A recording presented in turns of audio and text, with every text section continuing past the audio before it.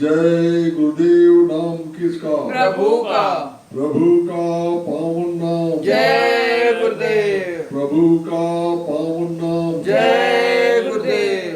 प्रेम से बोले जय गुरुदेव। परम पूज्य स्वामी जी, गुरु जी महाराज, उपस्थित सभी सत्संगी प्रेमी बच्चे तथा बच्चियों, सबको सादर सप्रेम जय गुरुदेव। गुरु महाराज की बड़ी विशेष दया कृपा हम सब पे है, जो ऐसा अवसर हम सबको मिला। हम सब बैठ करके प्रभु को याद करेंगे, गुरु से प्रार्थना करेंगे। मनुष्य जीवन के लिए यह समय बड़ा ही कल्याणकारी होता है।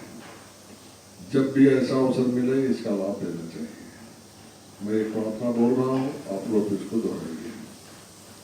जय गुरुदेव। जय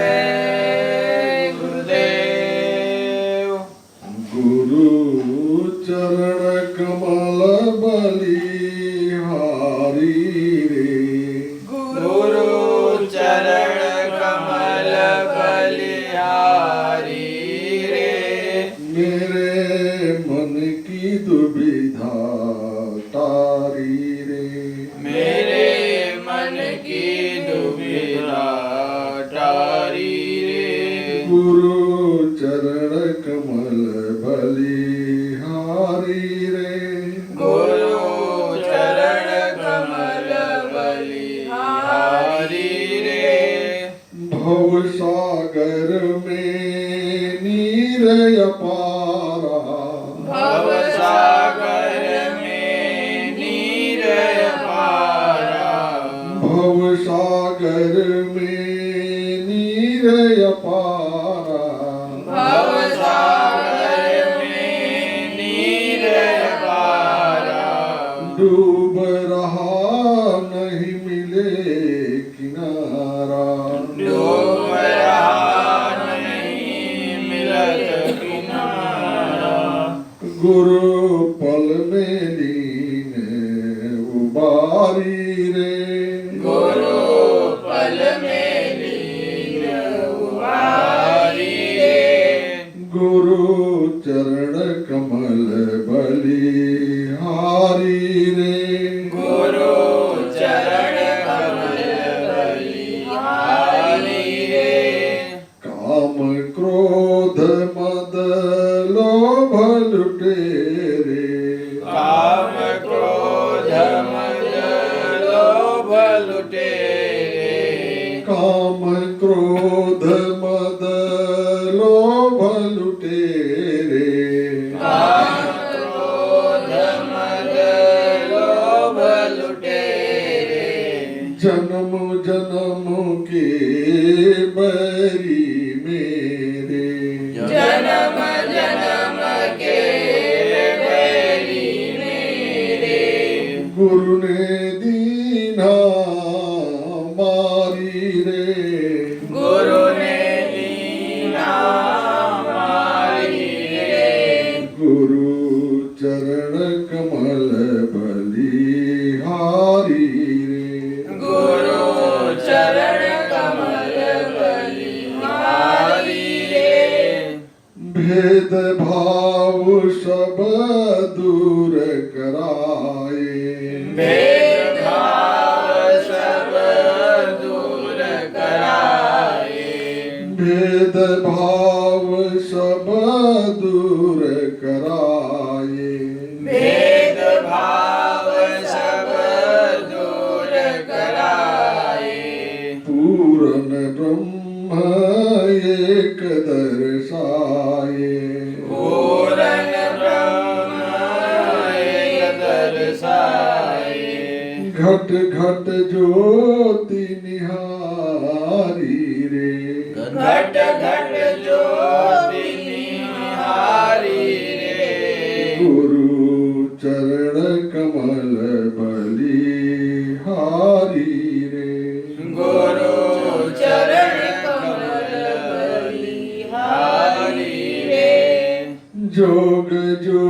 युक्ति गुरुदेव बताए, योग युक्ति गुरुदेव बताए, योग युक्ति गुरुदेव बताए, योग युक्ति गुरुदेव बताए, सब भगतन के आनंद छाए, सब भक्त जन के आनंद छाए, मानुष देह सुधारी रे, मानुष देह सुधारी रे, गुरु चरण कमल बलिहारी रे, गुरु चरण कमल बलिहारी रे, गुरु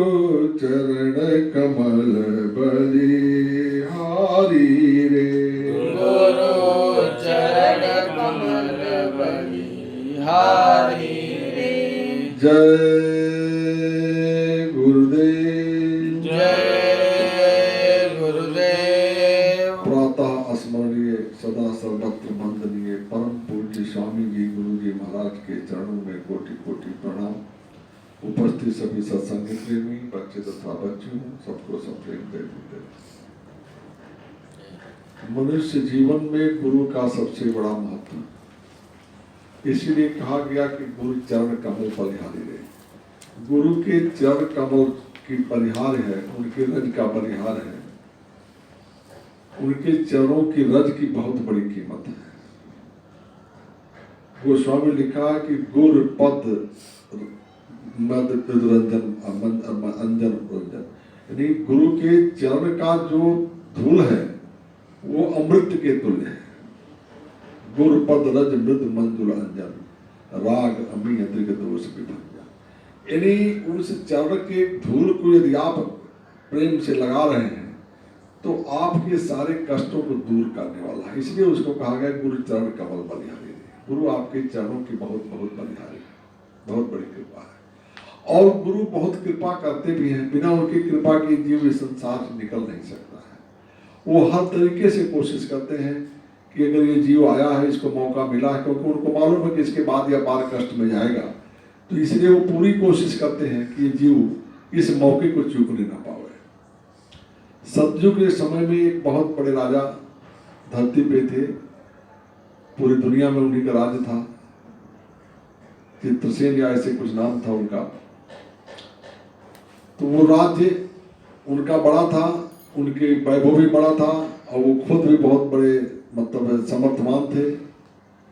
और कर्म की गति ऐसी थी कि उनकी जो रानियां थी लगभग 1 करोड़ रानियां थी, ऐसा वर्णन आता है।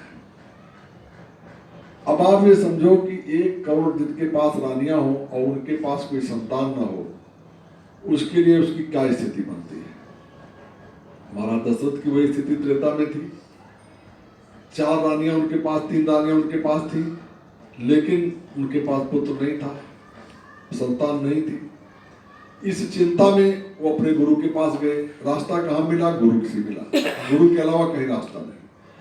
तो गुरु ने उनको रास्ता दिया, मार्ग बताया, तरीका बताया, और उस तरीके से उनके मन के तकलीफ का समाधान हुआ, शंका समाधान हुई, उनका कष्ट दूर हुआ। तो उस समय भी वो राजा के जो समय में थे, तो ये अपने नारद जी और अंगारिका ऋषि तो वहाँ पे थे उनके मतलब संबंध में। और उस समय चूंकि सज्जू का समय था, तो महापुरुष चूंकि चलते रहते थे कि भाई किसका क्या, कौन सा जीव कैसा है, कौन सा जीव कैसा है, उस जीव की क्या गति है, वो कहाँ फंसा हुआ है, उसको उसमें उपदेश दे करके कैसे निकाला जाए। तो ये दोनों उनके पास गए, राजा के पास। तो राजा के पास गए तो राजा को उन्होंने उपदेश की, जब ज्ञान की बातें कहना शुरू की, तो राजा व्यथित थे कि हमारे पास कोई संतान नहीं है, तो कोई ऐसी योजना महाराज पहले आपको संतान उत्पत्ति की दीजिए, इसके बाद तो जो है सो हम आपके ज्ञान के उपदेश को सुन पाएंगे। तो ऋषियों महापुरुषों के लिए कोई बड़ी बात थी नहीं, तो उन्होंने जो है उनके लिए जो व्यवस्था थी, व्यवस्था के अनुसार से यज्ञ वगैरह जो भी कुछ कराने की बात थी कराया, और उनको उनकी जो बड़ी रानी थी उनसे एक पुत्र पैदा हुआ। पुत्र जो है काफी बढ़िया था, और हष्टपुष्ट था, काफी प्रतिभावान था, सारी बातें थी। लेकिन अब विधि की गति को कौन जानता है। तो उनकी 1 करोड़ रानियों में 1 रानी को पुत्र हुआ और बाकी 99,999 जो है, 90,999 जितनी है बची हुई, 1 करोड़ में से 1 बाकी को छोड़ करके बाकी सबके पास कोई संतान नहीं थी।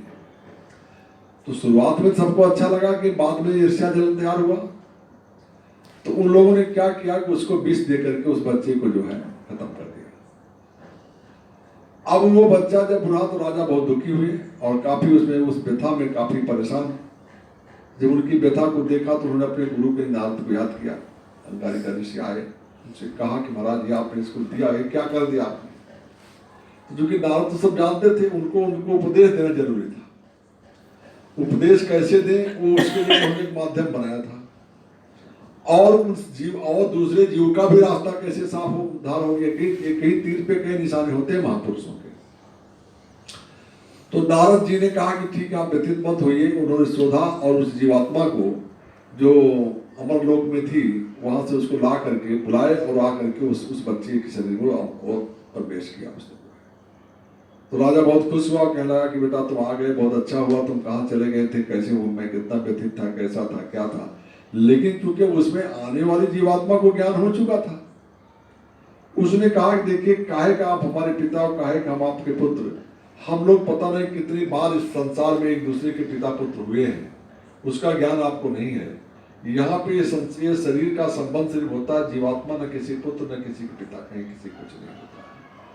और आप इस भ्रम में पड़े हो, ये भ्रम आपका गलत है, इस भ्रम में आपको नहीं रहना चाहिए। और हम कोई आपके पुत्र नहीं है।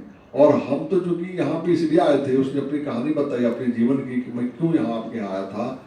बोले कि ये जो रानी जिनके गर्भ से मैं पैदा हुआ हूँ, ये हमको एक समय में जब हमारे उस पहले जन्म में हम ब्रह्मचारी थे, अभी हमारा जीवन जो है जब शिक्षा दीक्षा कंप्लीट हुआ तो हम अपने वैराग्य भाव में शालिग्राम की सेवा के भाव में रहते थे और भिक्षाटन से हमारा भोजन होता था। बरसात का समय था, हमको कोई भिक्षा खास मिला नहीं, लेकिन इनके पास हम गए, इन्होंने उस दिन मुझे भिक्षा दिया। और वो भिक्षा दिया, और भिक्षा देने के बाद में क्या हुआ कि मैं उसको लाया तो बरसात का समय, लकड़ी वगैरह दिक्कत थी। तो जो लकड़ियाँ मैंने इस्तेमाल किया चूल्हा चेताने में, उसमें जो बहुत सारी चींटियाँ जल गई। तो उसमें वो करोड़ों चींटियाँ थी, मतलब वो जितनी रानियाँ आपकी हैं ये वही चींटियाँ हैं जो उस चूल्हे में जली, वो मनुष्य शरीर में आ गई। तो उन्होंने कहा कि भाई ये कैसे हो सकता है कि चींटी सीधा मनुष्य शरीर में आता। बोले कि इसमें क्या हुआ कि चूंकि इनकी जो आत्मा छूटी, उस समय जो पाक तैयार हो रहा था वो भगवान को भोग लगने का था। तो भगवान का भोग लगाने की वजह से वो जो इनके जलने से जो भोजन तैयार हुआ उसे भगवान का भोग लगाया गया। और उस गति की वजह से मेरे जो अज्ञानता में जो कुकर्म कर दिया था, देखिए कर्म आप जान में करो अनजान में करो, भोगना पड़ेगा आपको, ये काल छोड़ता नहीं है। ठीक है, गुरु की दया हो जाए तो उसका तरीका बन जाता है, यानी एक ही झटके में उसके करोड़ों से उद्धार हो गया। नहीं तो उसी के लिए उसको करोड़ों जन्म लेना पड़ता है एक एक से निपटने के लिए।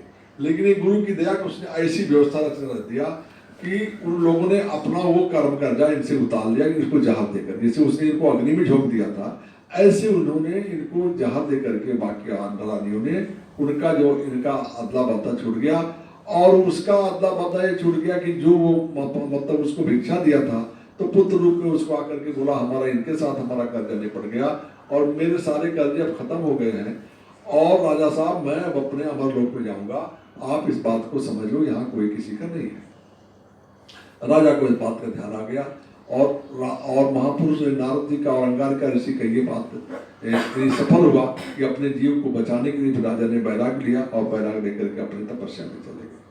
तो ये कहने का तात्पर्य ये संसार में जितनी चीजें हैं, जो भी बातें हैं, जो भी आपको दिखाई देता है, ये सब माया का है। गोस्वामी ने कहा कि गत गोचर जहां लग मन जाई सो सब माया जानो भाई। जहां तक आप सोच सकते हैं, अब आप सोचो कहां तक आप सोच सकते हैं, और जहां तक आप सोच सकते हैं वो सब माया का पसारा है। भगवान का मामला उसके आगे चलता है। अच्छा, उसके आगे चलने में जीव तैयार नहीं, चल नहीं सकता है, इसी में फंसा रहता है। इसी के लिए गुरु की जरूरत है और इसीलिए गुरु का महत्व है। और इसीलिए कहा गया कि गुरु चरण कमल बलिहारी, गुरु आपके चरणों की बलिहारी है कि आपने कृपा किया मेरे ऊपर और कृपा करके आपकी दया हुई और आपकी दया से मुझे जो कुछ रास्ता मिला और उस रास्ते पे चलने और चलाने का भी भाव आपके द्वारा ही पैदा होगा। जीव तो बड़ा कमजोर है, वो रोज एक न एक गलती करता रहता है, मगर उस गलतियों से छुटकारा दिलाने का या उस गलती की सजा कम ज्यादा करने का अधिकार सिर्फ गुरु के हैं। ये काल का दिन जिसमें आप हो वो कुछ नहीं करता, वो स्पष्ट कहता है कि काल रूप में तिनकर भ्राता शुभ अशुभ कर्म फलदाता। मैं देखिए तुम्हारा काल के स्वरूप हूँ भाइयों, इसमें हम कुछ नहीं कर सकते हैं। आपके शुभ और अशुभ कर्मों का मैं निराकरण फल दूंगा।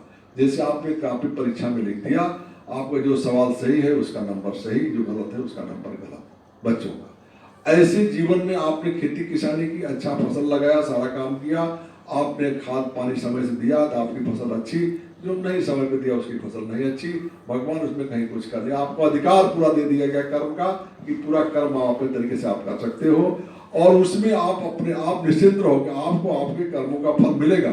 ठीक है, कभी कभी कोई तूफान आदि आ गया तो भी आपके प्रारब्ध कर्म का खेला हो सकता है, लेकिन उसमें आपका नुकसान नहीं होगा, कहीं न कहीं उसकी भरपाई आपको जरूर मिलती है। तो मुख्य रूप है इस जीवात्मा में सभी मनुष्य शरीर मिलने के बाद में गुरु की तलाश, और गुरु मिल जाए तो उससे रास्ता लेकर के परमात्मा का भजन। बोलो जय